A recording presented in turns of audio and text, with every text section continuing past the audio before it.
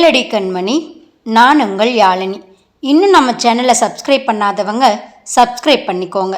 பக்கத்தில் இருக்கிற பெல் பட்டனையும் கிளிக் பண்ணிக்கோங்க. அவனின் ராட்சசி முடிவு பகுதி. இதற்கு முந்தைய 4 பகுதிகளையும் டிஸ்கிரிப்ஷனில் கொடுக்குறேன். வேணுங்கிறவங்க போய் கேட்டு தெரிஞ்சுக்கோங்க.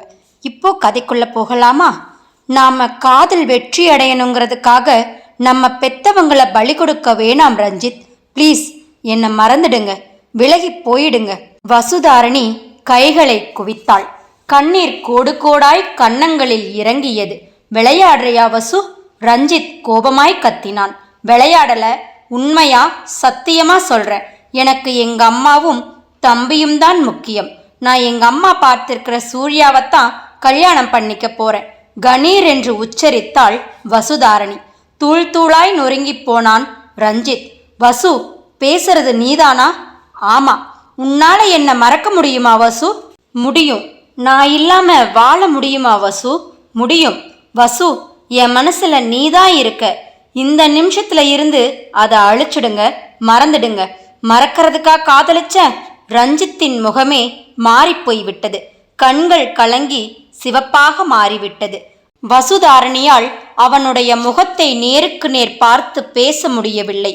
எப்பவும் காதல் வழியும் அவனுடைய கண்களை பார்த்தால் எங்கே தானும் உடைந்து நொறுங்கி கதறிவிடுவோமோ என பயமாக இருந்தது. உங்க டேடியால தான் நான் இப்படி பேசுறேன். உங்களை விட்டு விலகி போறேன். உங்களை நான் மறக்கலன்னா, விலகி போகலன்னா எங்க அம்மாவையும் தம்பியையும் உங்க டேடி கொன்னுடுவாரு ரஞ்சித். சொல்லிட வேண்டும் என துடிதுடித்த மனதை சிரமப்பட்டு அடக்கி கொண்டாள். உண்மையை ரஞ்சித்திடம் சொன்னால் அவர் சும்மா இருப்பாரா? தன் டேடியிடம் சண்டைக்கு போவார். பிரச்சனை பெரிதாகும். பிரச்சனை பெரிதானால் ரஞ்சித்தின் டேடிக்கு என் மீதுதான் ஆத்திரம் வரும்.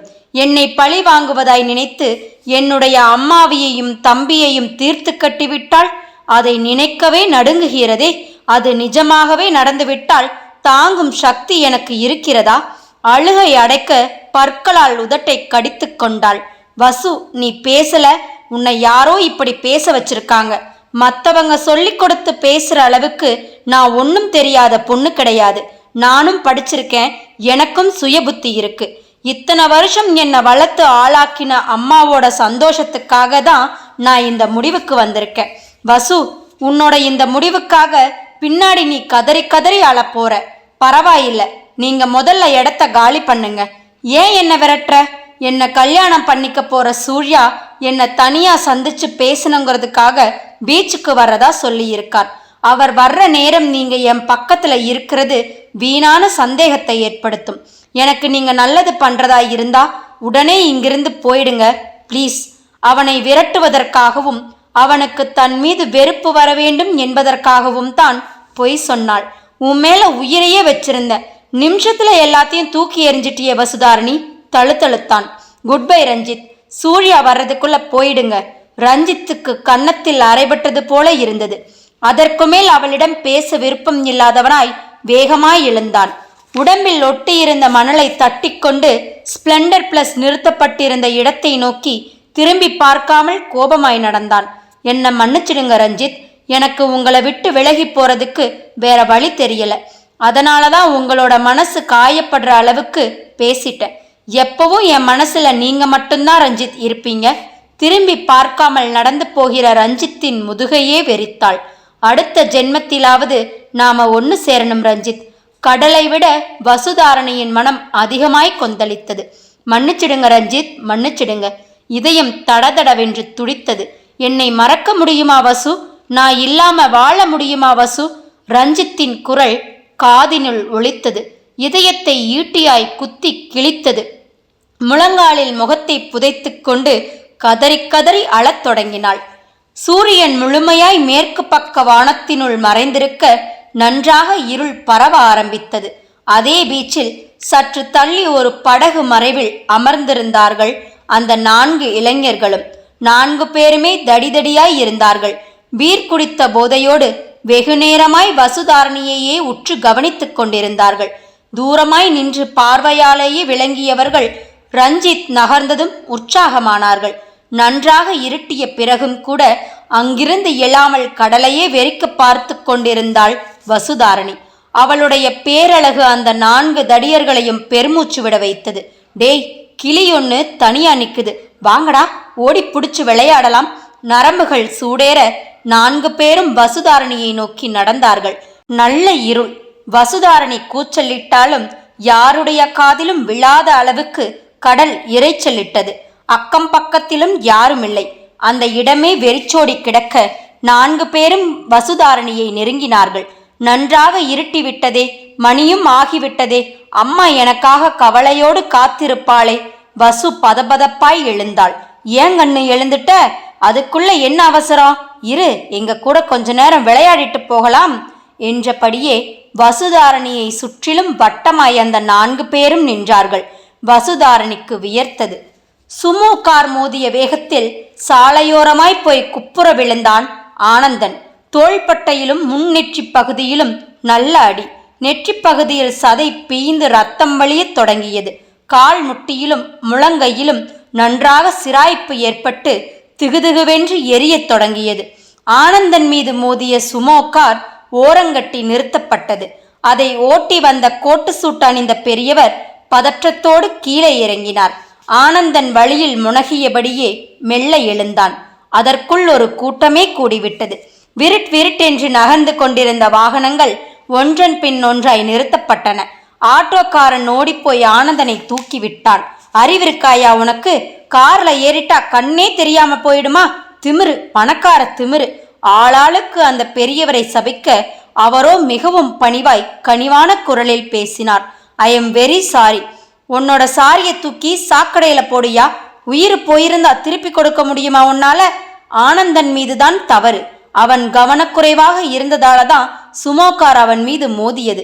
இருந்தாலும் சுமோகாரை ஓட்டி வந்த பெரியவர்தான் வேண்டுமென்றே மோதியது போல எல்லோரும் திட்டி தீர்க்க அத்தனை வழியிலும் ஆனந்தன் கூட்டத்தினரை பார்த்து கையை ஆட்டினான். யாரும் அவரை ஒன்னும் சொல்லாதீங்க, தப்பு ஏன் மேலதான். நான் தான் ஏதோ சிந்தனையில அவரோட கார் மேல போய் விழுந்துட்டேன். நெற்றியில் வழிந்த ரத்தத்தை துடைத்து கொண்டான்.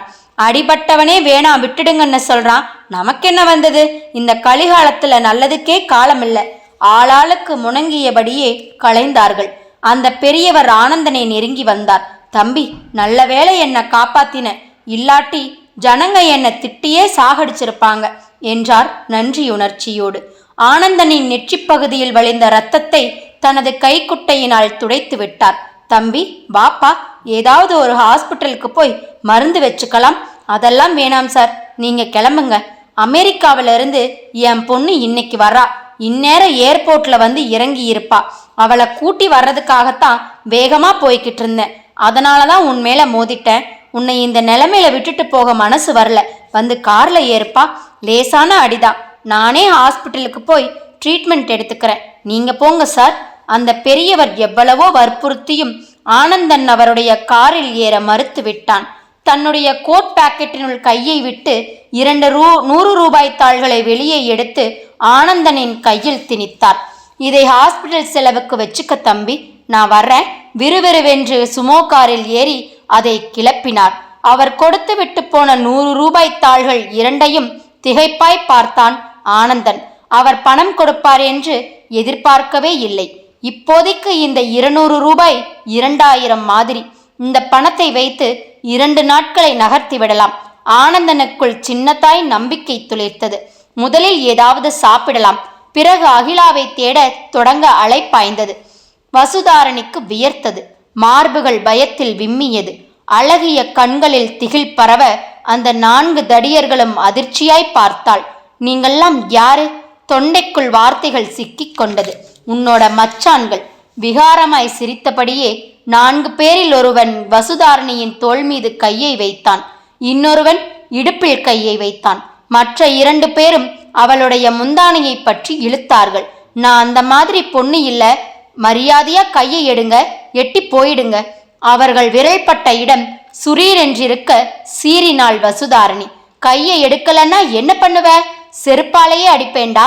வசு தன் காலில் கிடந்த செருப்பை கலற்ற முயற்சித்தாள். எங்கே அடிப்பாக்கலாம்? ஒருவன் வசுதாரணியின் கையை பற்றி முறுக்கினான். அணிந்திருந்த கண்ணாடி வளையல்கள் தூள் தூளாய் நொறுங்கி சிதறியது. உன்ன மாதிரி கோபப்படுற பொண்ணுங்களை தான் எங்களுக்கு ரொம்ப பிடிக்கும். கெண்ட மீனாட்டம் கண்ணு, ஊட்டி ரூஜாட்டம் உதடு, பெங்களூர் தக்காளி மாதிரி கண்ணம், ஊத்துக்குழி வெண்ணெயில பண்ணினது மாதிரி உடம்புன்னு ஆள் அம்சமா இருக்கே. நாங்க இன்னைக்கு நரிமுகத்துல முழிச்சிருக்கோம். வெகு பண்ணாம வாடி, நேரத்தை வீணாக்காதே கண்ணு. 4 பேரில் ஒருவன் வசுதாரணியை தனது உடம்போடு சேர்த்து அணைக்க முயன்றான். யாராவது என்னை காப்பாத்துங்களேன். வசுதாரணி தொண்டைகளைய அலறினாள்.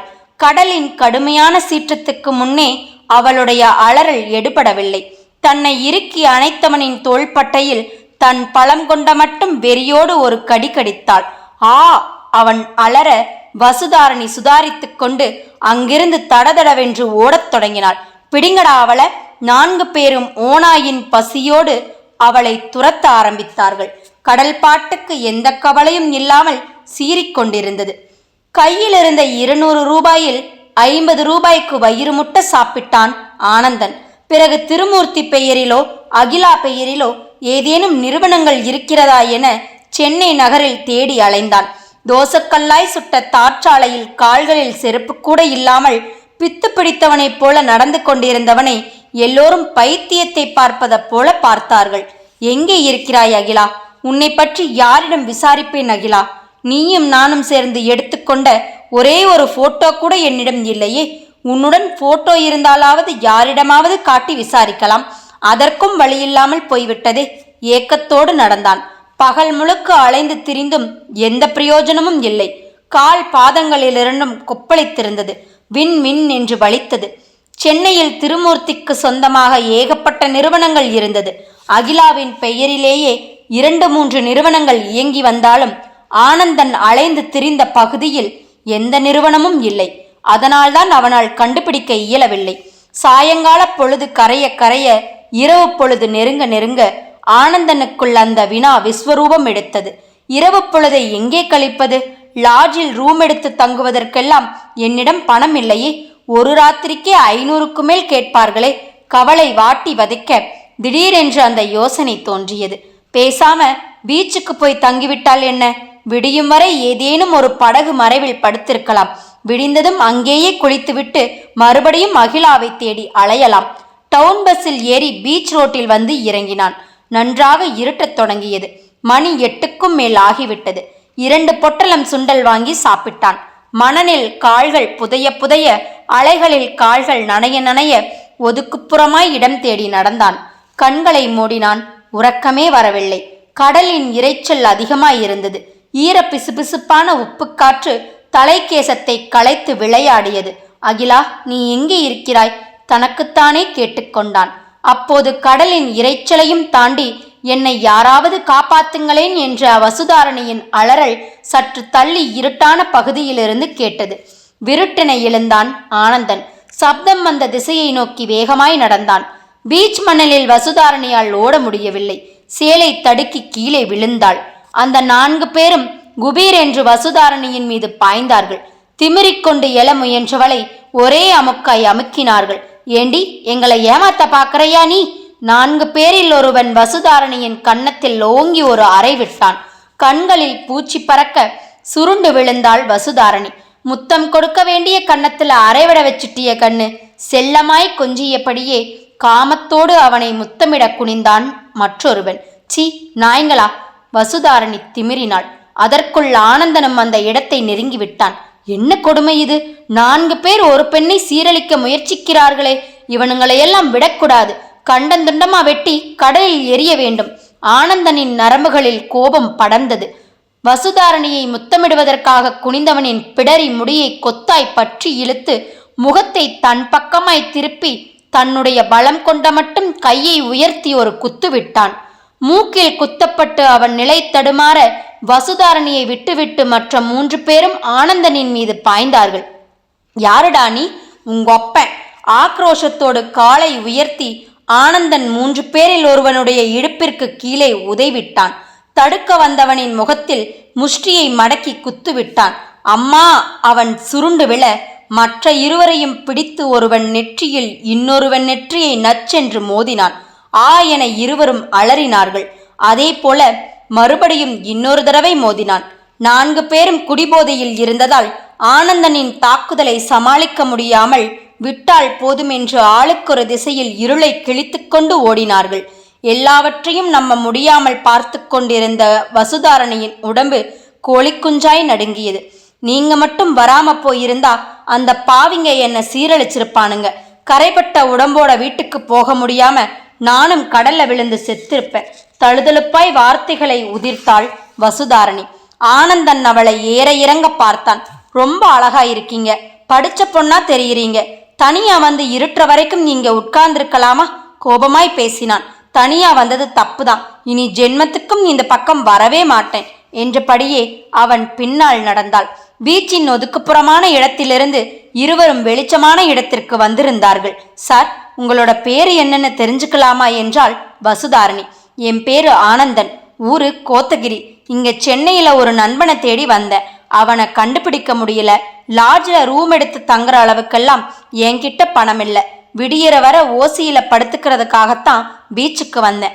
அப்போதான் உங்களை அந்த 4 பேரும் துரத்தினதை பார்த்தேன். ஓடி வந்து அவனுங்களை அடிச்சு துரத்தினேன். படபடவென்று ஒப்பித்தான். என்னோட மானத்தை காப்பாத்தின உங்களை என்னால மறக்கவே முடியாது.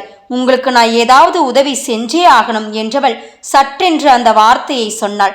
உங்களுக்கு ஆட்சேபனை இல்லைன்னா உங்களோட நண்பனை கண்டுபிடிக்கிற வரைக்கும் எங்க வீட்டிலேயே வந்து தங்கிக்கலேன். மினுக்கென நிமிர்ந்தான் ஆனந்தன். உங்களுக்கு எதுக்குங்க சிரமம்?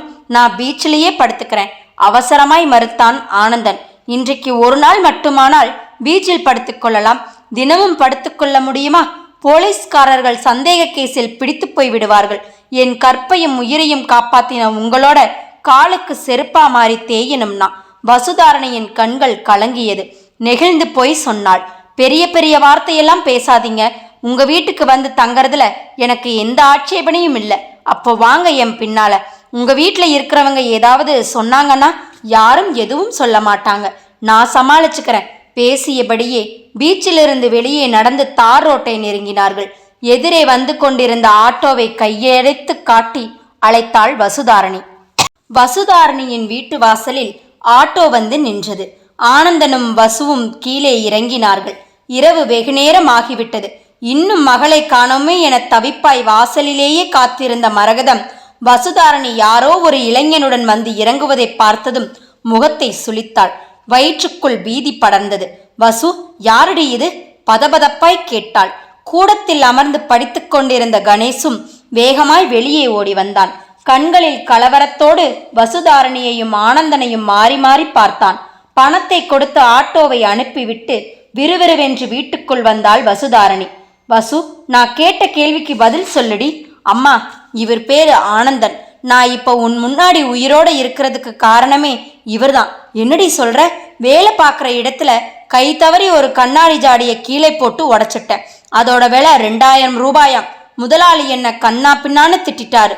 மனசு சரியில்லைன்னு பீச்சுக்கு போனேன். முதலாளி திட்டினதையே நினைச்சுக்கிட்டு வேதனையோட இருட்டி போனது கூட தெரியாம ஒரு படகு மேல சாஞ்சுக்கிட்டு உட்கார்ந்துருந்தேன். அப்போ 4 தடியனுங்க இருட்டுல தனியா இருந்த என்கிட்ட தப்பா நடக்க முயற்சி பண்ணினாங்க. தக்க சமயத்துல இவர்தான் அந்த இடத்துக்கு வந்து அவனுங்களை அடிச்சு துரத்தினார். இவர் மட்டும் வராம போயிருந்தா அந்த பாவிங்க என்ன நாசம் பண்ணி இருப்பானுங்க. வசுதாரணி விம்மினாள். அதை கேட்கும் போதே மரகதத்தின் உடம்பு நடுங்கியது. நான் கெட்டு போயிருந்தா வீட்டு பக்கம் வந்திருக்கவே மாட்டேன். அங்கேயே கடல்ல மூழ்கி செத்திருப்பேன். வசு, பதறி துடித்து வசுதாரணியை இறுக்கமாய் கட்டி அணைத்தாள் மரகதம். கண்களிலிருந்து கரகரவென்று கண்ணீர் வழிந்தது. இந்த ஆனந்தனுக்கு சொந்த ஊர் கோத்தகிரி. யாருமில்லாத அனாதையான இவர் தன் நண்பனை தேடி சென்னைக்கு வந்திருக்கார்.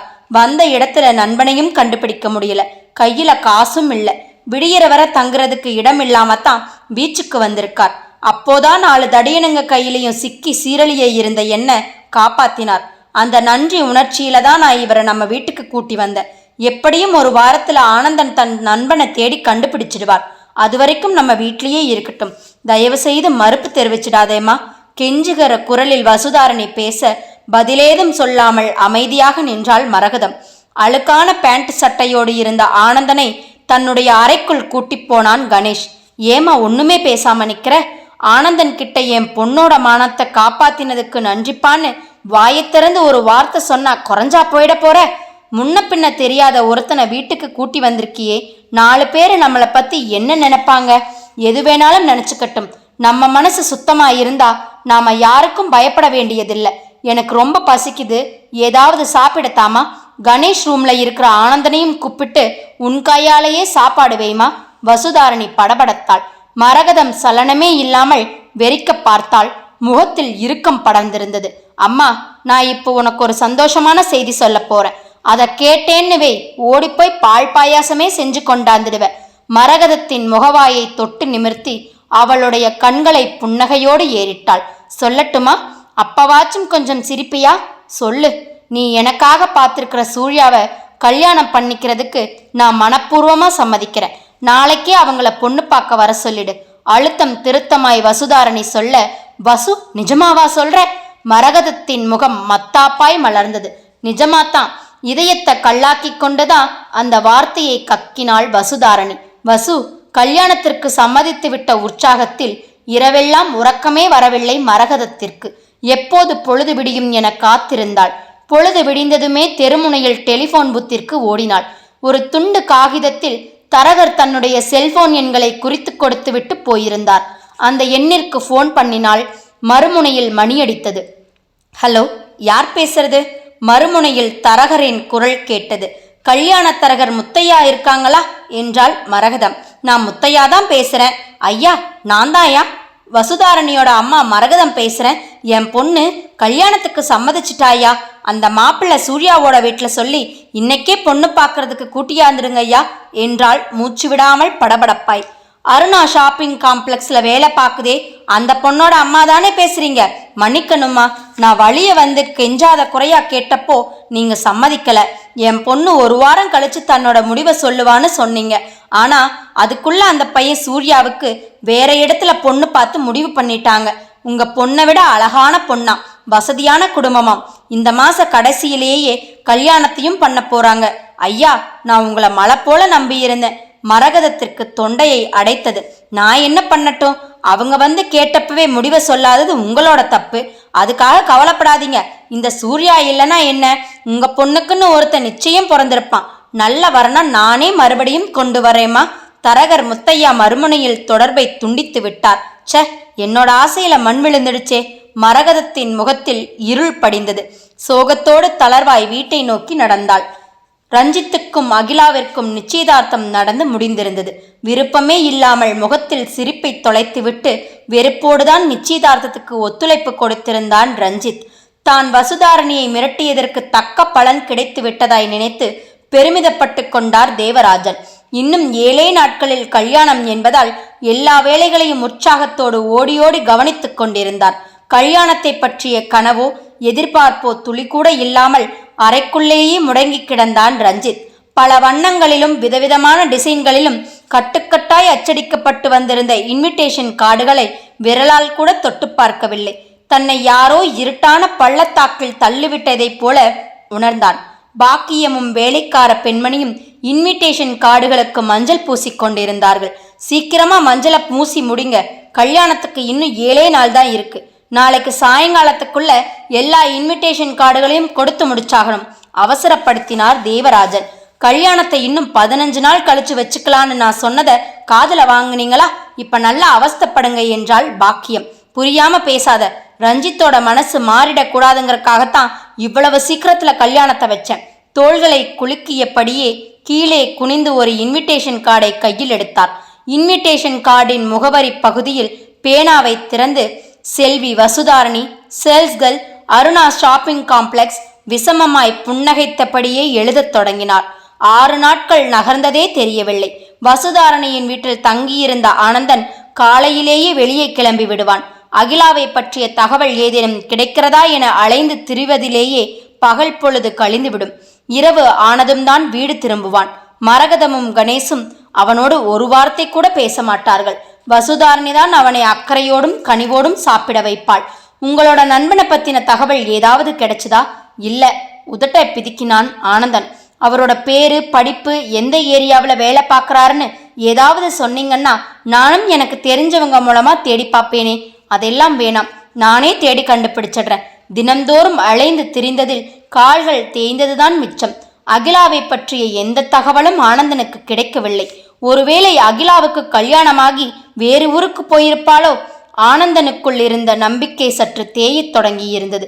கோவில், ஜவுளிக்கடை, நகைக்கடை, சினிமா தியேட்டர், ஷாப்பிங் காம்ப்ளெக்ஸ் என்று கூட்டம் அதிகமாயிருக்கிற இடமாய் தேடி தேடி அலைந்தும் அவனுடைய கண்களில் திருமூர்த்தியோ, லலிதாவோ, அகிலாவோ யாருமே அகப்படவில்லை. ஒரு சின்ன நூலின் நுனியளவுக்கு கூட அகிலாவை பற்றின தகவல் தெரியவில்லை. அகிலா கிடைக்காமலே போய்விடுவாளோ பயத்திலேயே நன்றாக இளைத்து உருக்குலைந்து போயிருந்தான் ஆனந்தன். இந்த ஆளு அடி எடுத்து வச்ச நேரம் சரியில்லை, அதனாலதான் உன்னை கல்யாணம் பண்ணிக்கிறேன்னு வழிய வந்து சொன்ன மாப்பிள்ளைக்கு வேறு இடத்துல பொண்ணு அமைஞ்சிருச்சு. முதல்ல இவனை வீட்டை விட்டு அனுப்புற வழிய பாரு வசு. மரகதம் வேறு அவனுடைய காதுபடவே முணுமுணுத்து கொண்டிருந்தாள். ஏமாற்றத்திலும் அவமானத்திலும் ஆனந்தனின் இதயம் கிளிபட்டு கொண்டிருந்தது. கூரியர் மூலமாய் வந்து கிடைத்திருந்த கல்யாண அழைப்புதலை கண்ணீரோடு வாசித்து பார்த்தாள் வசுதாரணி. ரஞ்சித் வெட்ஸ் அகிலா என பொன்னிற எழுத்துக்களில் பொறிக்கப்பட்டிருந்தது. அவளை கதற வைத்தது. அகிலா என்ற பெயரை அடித்துவிட்டு வசுதாரணி என்று எழுதி பார்த்தாள். அழுகையோடு ரசித்தாள். என்னிடம் நேராய் வந்து கொடுக்கக்கூடாது என்ற காரணத்தினால் கூரியர் மூலமாய் அனுப்பி வைத்திருக்கிறீர்களா ரஞ்சித்? துக்கம் தொண்டையை அடைத்தது. இந்த கல்யாணத்திற்கு போகக்கூடாது, ஆனால் பரிசு பொருள் மட்டும் கொடுத்தனுப்பிவிட வேண்டும். அவளுடைய கண்ணீரினால் கல்யாண அணைப்புதல் நனையத் தொடங்கியது. நாளைக்கு நடக்கப் போகிற ரஞ்சித் கல்யாணத்திற்கு பரிசு பொருளை யார் மூலமாக கொடுத்தனுப்பது? அழுதபடியே உறங்கி போனாள். பொழுது விடிந்ததுமே வசுதாரணியின் முன்னால் வந்து நின்றான் ஆனந்தன். வசு, நான் கிளம்புறேன். இத்தனை நாட்களா என்னை உங்க வீட்டில் தங்கிக்க சொன்னதுக்கு தேங்க்ஸ். கைகளை குவித்து கும்பிட்டான்.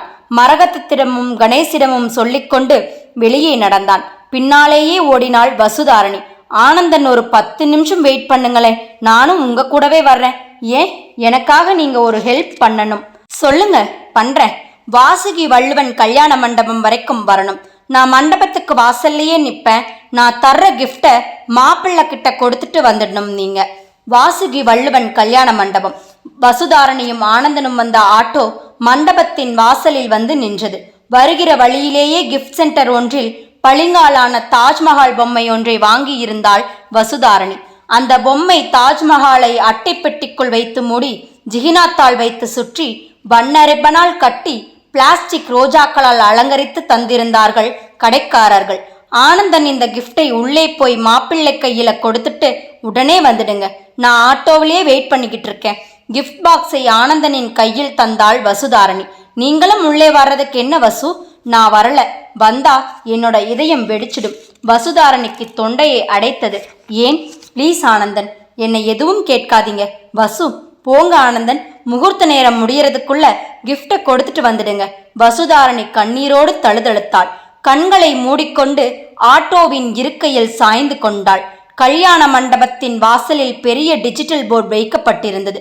ரஞ்சித்தும் அகிலாவும் மாலையும் கழுத்துமாய் நிச்சயதார்த்தம் அன்று நின்றிருந்த போது எடுக்கப்பட்ட முழு உருவ புகைப்படங்கள் டிஜிட்டல் போர்டில் இடம்பெற்றிருந்தது. டிஜிட்டல் போர்டு வைக்கப்பட்டிருந்த இடத்திற்கு எதிரே இடத்தை அடைத்து கொண்டு டிராவல்ஸ் வேன்கள் 2ம் சுமா கார் ஒன்றும் வரிசையாய் நிறுத்தப்பட்டிருக்க ஆனந்தன் அந்த பக்கம் திரும்பாமலேயே கிஃப்ட் பாக்ஸை ஏந்தி கொண்டு மண்டபத்தினுள் நுழைந்தான்.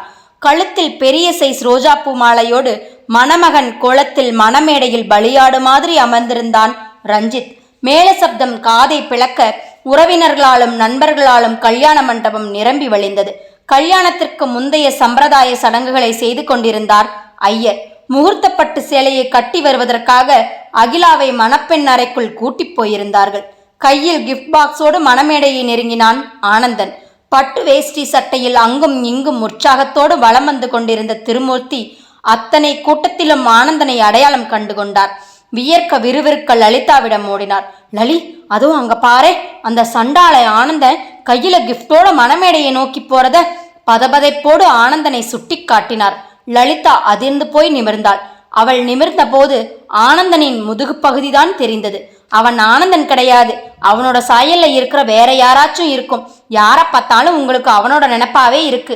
அகிலாவோட கழுத்துல தாலி ஏற போற நேரத்துல கண்டதையும் நினைச்சு குழம்பாம இருங்க. லலிதா எரிச்சலானாள். இல்ல லலி, அவன் ஆனந்தன் தான், வாய முடுங்க, யார் காதலாச்சும் விழுந்துட போகுது. லலிதா அங்கிருந்து வேகமாய் நகர்ந்தாள். மணப்பெண் அறையை நோக்கி நடந்தாள். திருமூர்த்திக்கு படபடப்பு கூடியது. அவன் ஆனந்தன் தானா இல்ல வேறு யாராவா? ஆனந்தனையே வெறிக்க பார்த்தார். கங்க்ராச்சுலேஷன் சார், ஆனந்தன் மணமேடையிலிருந்த ரஞ்சித்தின் கையில் கிஃப்ட் பாக்ஸை தந்தான். கையை பற்றி குலுக்கினான். நீங்க யாரு? பொண்ணு வீட்டுக்கு உறவுக்காரரா என்றார் ரஞ்சித் மெல்லிய குரலில். நான் பொண்ணு வீட்டுக்கும் உறவில்லை, உங்க வீட்டுக்கும் உறவில்லை. வசுதாரணின்னு ஒரு பொண்ணு தான் இந்த கிஃப்டை உங்ககிட்ட கொடுத்துட்டு வர சொன்னாங்க. நான் வர்றேன். வசுவா? இப்ப எங்க? ரஞ்சித் பிசிறலாய் கேட்டான். மண்டபத்துக்கு வெளியில நிக்கிறாங்க. ரஞ்சித்தின் முகத்தில் இருள் படிந்தது. கண்கள் இரண்டும் கலங்கத் தொடங்கியது. இதயம் வெடித்துவிடும் போல துடித்தது. முகூர்த்த நேரம் நெருங்கிடுச்சு, சீக்கிரமா கல்யாண பெண்ணை கூட்டி வாங்கோ. ஐயர் குரல் கொடுத்தார். அக்னி கொழுந்து விட்டு எரிந்து கொண்டிருந்தது. அதே நேரம் மணப்பெண் அறைக்குள்ளிருந்து தோழிகள் படைசூழ வெளிப்பட்டாள் அகிலா.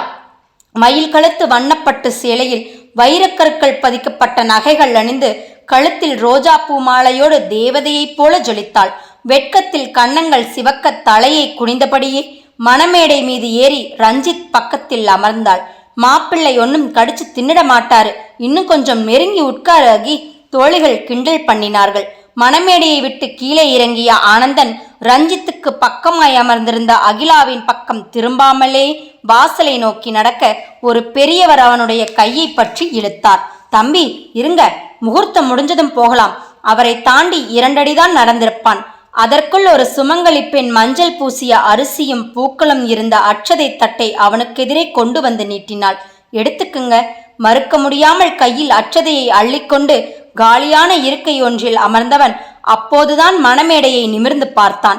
மணப்பெண்ணாய் அமர்ந்திருக்கும் அகிலாவும் அவளுக்கு பக்கத்திலேயே சிரித்தபடியே நின்றிருந்த லலிதாவையும் பார்த்து விட்டான். தாலி கட்டுவதற்கு இன்னும் ஒரு சில நிமிடங்களே இருந்தது. ஆனந்தனின் உடம்பினில் குபுகுபுவென்று இன்ப மின்சாரம் பாய்ந்தது. அகி அகி இதயத்திலிருந்து பொங்கி பீரிட்டு கிளம்பியது.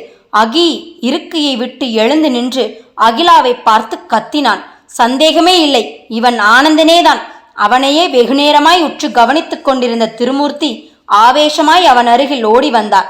ராஸ்கல், நீ எங்கடா இங்க வந்த? போடா வெளியில. அவனுடைய சட்டை காலரை பற்றி வாசல் பக்கமாய் தள்ளினார். அதற்குள் அவருடைய ஆட்கள் ஓடி வந்து விட்டார்கள். ஆனந்தனை மண்டபத்துக்கு வெளியே இழுத்து போக முயன்றார்கள்.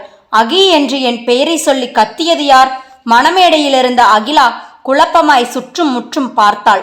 ஆனந்தன் திருமூர்த்தியின் ஆட்களின் பிடியிலிருந்து ஆக்ரோஷத்தோடு உதறிக்கொண்டு தடுக்க வந்த திருமூர்த்தியை ஒரே தள்ளாய் தள்ளிவிட்டு மணமேடையை நோக்கி ஓடினான்.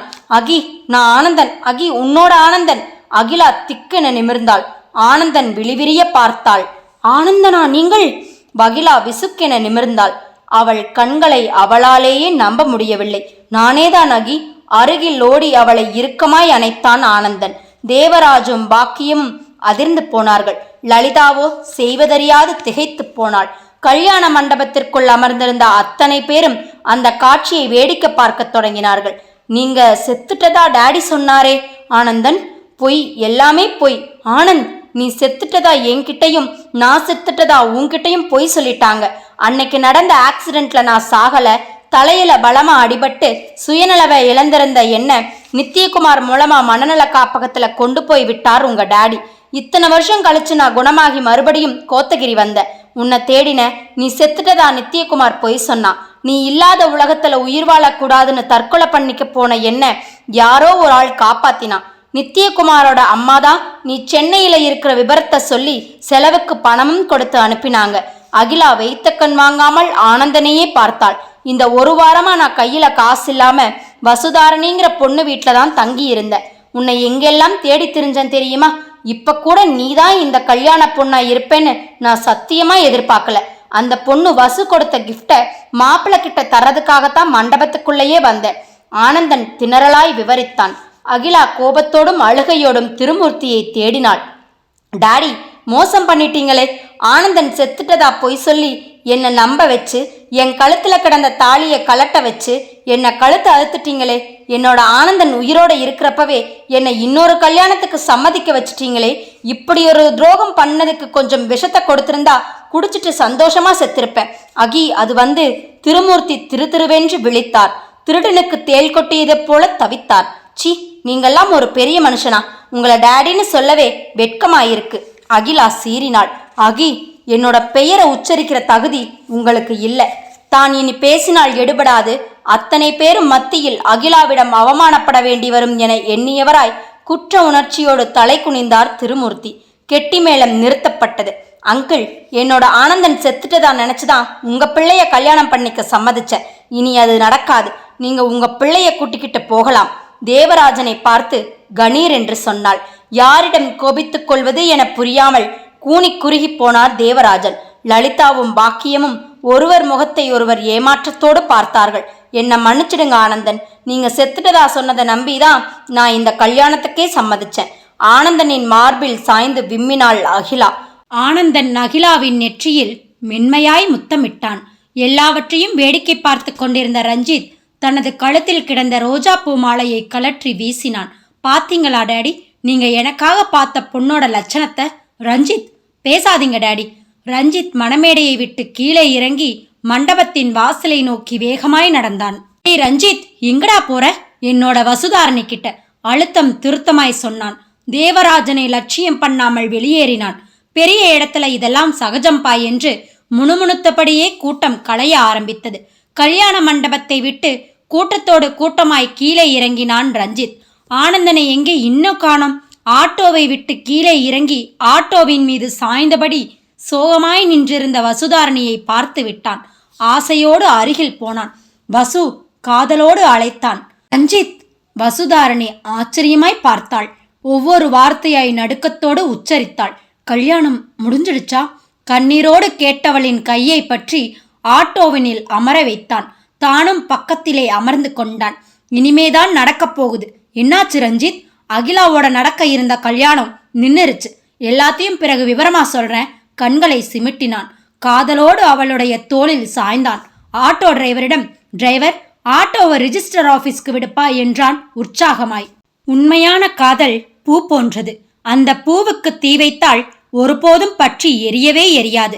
தீ வைக்க நினைத்தவர்கள்தான் தோற்று போவார்கள். கதை முற்றும்.